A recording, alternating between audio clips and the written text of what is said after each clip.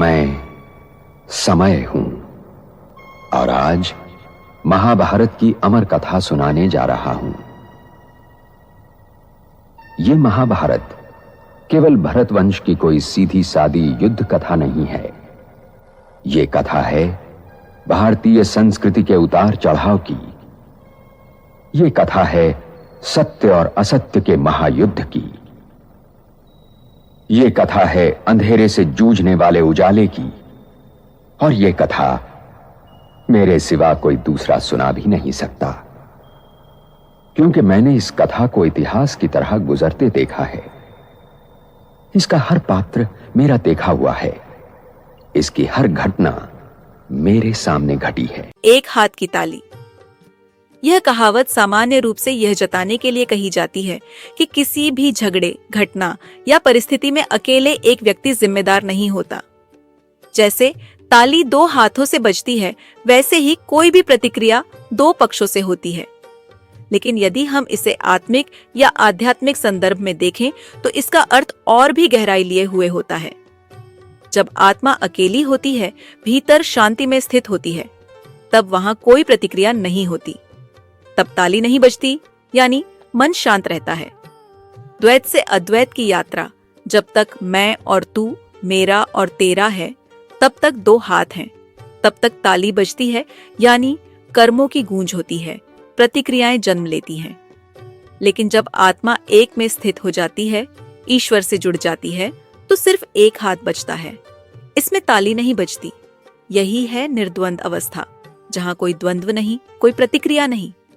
कर्तापन का त्याग जब आत्मा मैं कर रही हूं के अहंकार से मुक्त होती है और स्वयं को निमित्त या साक्षी जानती है, तब वह केवल एक हाथ रह जाता है। दूसरा हाथ, अहंकार या इच्छाओं का हाथ, हटा लिया जाता है। ऐसे में जीवन में कोई आंतरिक टकराव नहीं रहता, ताली नहीं बजती, शांति ही शेष रह जाती है। योगी आत्मा जब संपूर्ण रूप से परमात्मा से जुड़ जाती है, तो वह अपने ही भीतर स्थिर हो जाती है। कोई और द्वार नहीं खुलता, कोई बाहरी आकर्षण या विकर्षण शेष नहीं रहता। जैसे एक हाथ की ताली नहीं बज सकती, वैसे ही वह आत्मा किसी को दोष नहीं देती, किसी से अपेक्षा नहीं करती।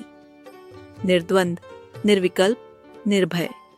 एक हाथ की ताली आत्मिक दृष्टि से यह समझने की प्रेरणा देती है कि जब आत्मा केवल आत्मा बन जाती है और सृष्टि के रंगमंच पर पात्र नहीं, साक्षी होती है, तब वहां कोई प्रतिक्रिया नहीं होती। सच्चा योग वही है जहां सिर्फ एक ही हाथ बचता है, परमात्मा का हाथ, और वह पकड़ लेता है आत्मा को। तब जीवन शांतिमय हो जाता है।